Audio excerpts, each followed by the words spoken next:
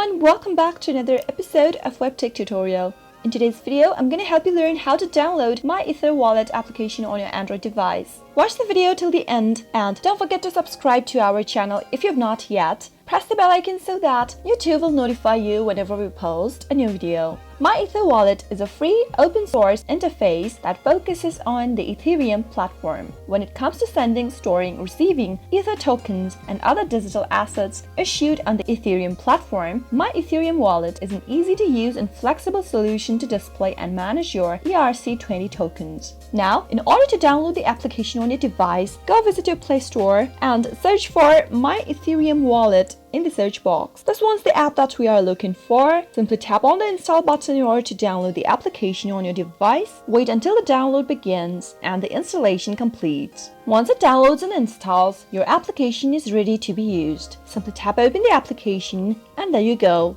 That is how you can easily download Myetherwallet on your Android device. I hope you found the tutorial to be helpful. If you did, go ahead and give it a thumbs up. Feel free to comment down in the comment box if you have a question or a feedback for us. I'll be back soon with more tutorial episodes. Goodbye till then.